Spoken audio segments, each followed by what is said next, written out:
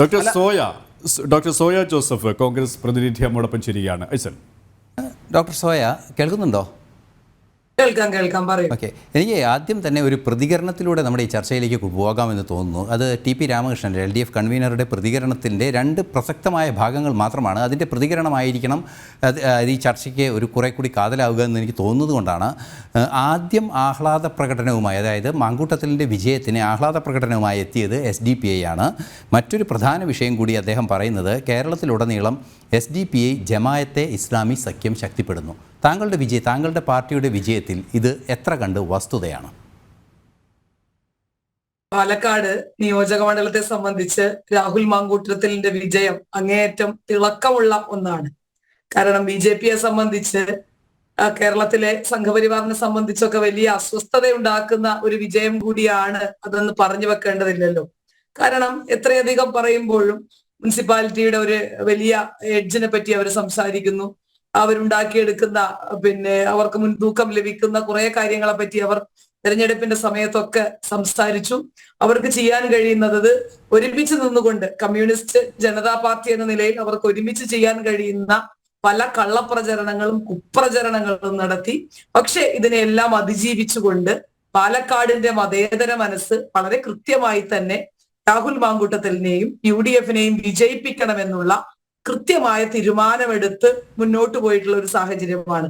അപ്പൊ അത്തരം ഒരു സാഹചര്യത്തിൽ വിജയം തന്നെയാണ്. നിങ്ങൾ ഈ പറഞ്ഞു വെക്കുന്ന വീണ്ടും ആ വിജയത്തിന് തെളിമ കുറയ്ക്കാനും അതിന്റെ ശോഭ കെടുത്താനും ഒക്കെ നിങ്ങൾ പറഞ്ഞു വെക്കുന്ന കാര്യങ്ങൾ നിങ്ങൾ തുടർന്നു കൊള്ളുക. ഞങ്ങൾ പറഞ്ഞു വെക്കുന്നതല്ല, ഇവിടെ LDF നേതാക്കൾ തന്നെ അല്പസമയം മുമ്പ് പറഞ്ഞു വെച്ച കാര്യമാണ്. അല്ലെ, LDF നേതാക്കളും BJP നേതാക്കളും പറയുന്നത് ഒരേ സ്വരത്തിലാണ് എന്നുള്ള കാര്യത്തിലൊന്നും എനിക്ക് സംശയമില്ല. വിഷയത്തിൽ ചില കോൺഫ്ലിക്റ്റുകൾ വരുന്നുണ്ട്. അതായത് താങ്കൾ പറയുന്നത് SDPIയുടെ പിന്തുണ ഈ വിജയത്തിൽ ഉണ്ടായിട്ടില്ല. SDPIയുടെ പിന്തുണ ഒരു രാഷ്ട്രീയ കക്ഷിയുടെ പിന്തുണ ഉണ്ടാകുന്നത്, അല്ലെങ്കിൽ ഒരു സംഘടനയുടെ പിന്തുണ ഒരു രാഷ്ട്രീയ പാർട്ടിക്കോ ഒരു സ്ഥാനാർത്ഥിക്കോ ലഭിക്കുന്നതിന് ഒരു തെറ്റും പറയാനില്ല. പക്ഷേ ആ പാർട്ടിയുടെ മാതൃസംഘടന ഏതാണ്, ആ സംഘടനയുടെ രാഷ്ട്രീയ ആശയം എന്താണ്, ഇവിടെയാണ് ചോദ്യം ഉയരുന്നത്. ആ ചോദ്യത്തോടൊപ്പം ഒരു കോൺഗ്രസ് പാർട്ടി നിൽക്കാൻ പാടുണ്ടോ? BJPയും ഒക്കെ ഈ രാജ്യത്ത് ജനാധിപത്യ തെരഞ്ഞെടുപ്പിൽ മത്സരിക്കുന്ന കക്ഷികളാണല്ലോ. അപ്പൊ അത്തരത്തിൽ നമ്മൾ ഒരു സംഘടനയും, ഞാൻ പറഞ്ഞില്ല, ഞാൻ ഒരു വർഗീയ സംഘടനയുടെയും വോട്ട് വേണ്ട എന്നുള്ളത് കോൺഗ്രസ് എല്ലാ കാലത്തും എടുത്തിട്ടുള്ള. പക്ഷെ അങ്ങനെയല്ലല്ലോ പറഞ്ഞത്. KC വേണുഗോപാൽ അങ്ങനെയല്ലല്ലോ പറഞ്ഞത്. PDPയുമായി പരസ്യമായി, കേരളത്തിൽ PDPയുമായി പരസ്യമായി വേദി പങ്കിട്ട ആളുകളാണ് ഈ പറയുന്ന രാമകൃഷ്ണന്റെ പാർട്ടി. അതിനു മുൻപ് ഇപ്പൊ കാശ്മീരിൽ ഉൾപ്പെടെ PDPയുമായി സഖ്യം ചേർന്നിട്ടുള്ള ആളുകളാണ് RSS അല്ലെങ്കിൽ BJPയുടെ സംവിധാനങ്ങൾ. അപ്പൊ അത്തരത്തിൽ ഇതൊക്കെ പരസ്യമായി ചെയ്യുന്ന ആളുകളാണ്. അപ്പൊ കോൺഗ്രസിൽ നിങ്ങളൊക്കെ ചിന്തിക്കുന്നതിനപ്പുറത്തേക്കുള്ള ഒരു വലിയ വിജയം പാലക്കാട് പോലെയുള്ള ഒരു സ്ഥലത്ത് നിന്ന് ഉണ്ടാകുമ്പോൾ അത്തരത്തിലൊക്കെ വാർത്തകൾ വളച്ചൊഴിച്ചുകൊണ്ട്, അല്ലെങ്കിൽ അത്തരത്തിലൊക്കെ അതിനെ വിവക്ഷിച്ചെടുക്കാനൊക്കെയുള്ള നിങ്ങളുടെ ശ്രമങ്ങൾ നിങ്ങളുടെ ഗതികേട് കൊണ്ടുണ്ടാകുന്നതാണ്. അക്കാര്യത്തിലൊന്നും എനിക്ക് സഹതാപം മാത്രമേ ഉള്ളൂ. ഡോക്ടർ സോയ, ജമാഅത്തെ ഇസ്ലാമിയുടെയും SDPIയുടെയും പിന്തുണ, അല്ലെങ്കിൽ SDPIയുടെയും സാന്നിധ്യം വർദ്ധിക്കുന്നു എന്നുള്ളത് ഇപ്പോൾ പറയുന്നതല്ല LDF നേരത്തെ പാർലമെന്റ് തെരഞ്ഞെടുപ്പിന് ശേഷവും ഇതേ വാക്കുകൾ തന്നെയാണ് ഉപയോഗിച്ചത്. ജമാഅത്തെ ഇസ്ലാമിയുടെ പിന്തുണയോടെ അത് തന്നെ വീണ്ടും ആവർത്തിക്കുന്നു. അതിന്റെ ചില ലക്ഷണങ്ങളും കാണുന്നു. പറയണമല്ലോ എന്തുകൊണ്ടാണ് 20 ഒരു സീറ്റ് മാത്രം കിട്ടുമ്പോൾ സ്വാഭാവികമായിട്ടും അവർക്ക് പലതരത്തിലുള്ള പ്രതിരോധങ്ങൾ ആവശ്യമാണ്. കാരണം LDFനെ സംബന്ധിച്ച് പാർലമെന്റ് തെരഞ്ഞെടുപ്പിൽ അവർ ഒരു സീറ്റ് മാത്രമാണ്, 20-ൽ ഒരു സീറ്റ് മാത്രമാണ് അവർ വിജയിച്ചത്. അപ്പൊ സ്വാഭാവികമായിട്ടും അതിനുള്ള കാരണങ്ങൾ അവർ കണ്ടെത്തണം, അതിനുള്ള പ്രതിരോധങ്ങൾ അവരുണ്ടാക്കണം. അപ്പൊ അവരെ സംബന്ധിച്ച് അവർ അതിന് പല കാരണങ്ങളും പറഞ്ഞു വെക്കും. അല്ല, ഞാൻ പറയുന്നത് ഒരു തരത്തിലുള്ള വർഗീയ വേർതിരിവുകളും ഈ രാജ്യത്തോ പ്രത്യേകിച്ച് കേരളത്തിന്റെ പൊതുസമൂഹത്തിലോ ഉണ്ടാകരുതെന്ന് ആഗ്രഹിക്കുന്ന ആളുകളാണ് ഞാൻ ഉൾപ്പെടെയുള്ള കോൺഗ്രസ്സുകാർ.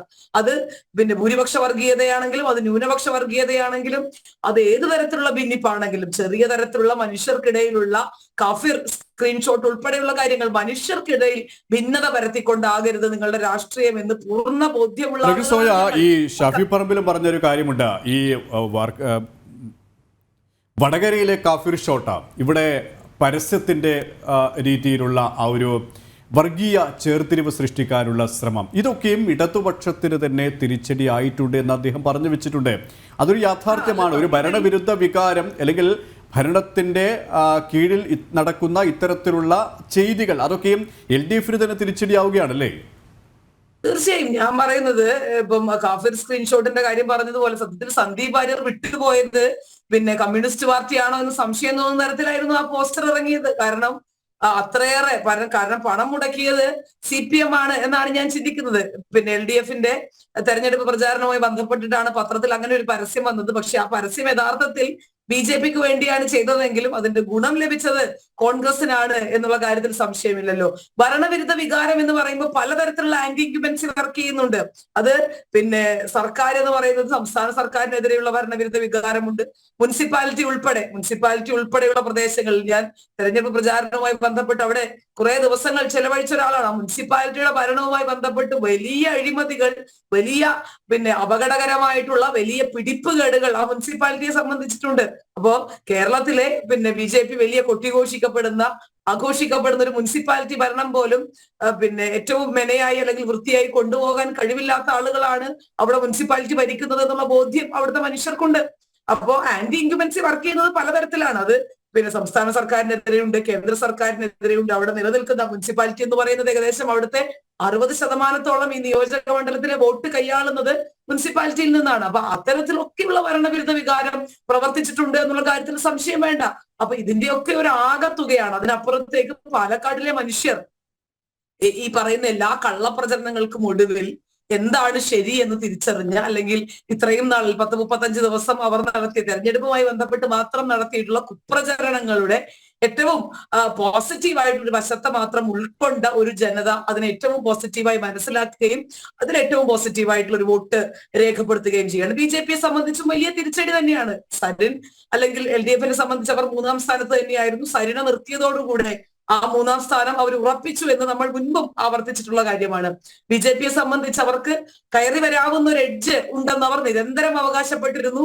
അവരുടെ ഇടങ്ങൾ പോലും അല്ലെങ്കിൽ BJPക്ക് വലിയ BJPയുടെ പോക്കറ്റുകളിൽ നിന്ന് പോലും വോട്ട് ചോർച്ച വളരെ കൃത്യമായി ഉണ്ടായിട്ടുള്ള ഒരു തെരഞ്ഞെടുപ്പ് കൂടിയാണിത്.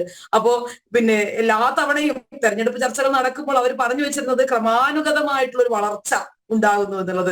BJPയെ സംബന്ധിച്ച് അവർക്ക് കിട്ടാൻ പോയ അല്ലെങ്കിൽ അവർക്ക് കിട്ടാവുന്നതിന്റെ ഏറ്റവും മാക്സിമം വോട്ടാണ് കഴിഞ്ഞ തവണ ലഭിച്ചത്.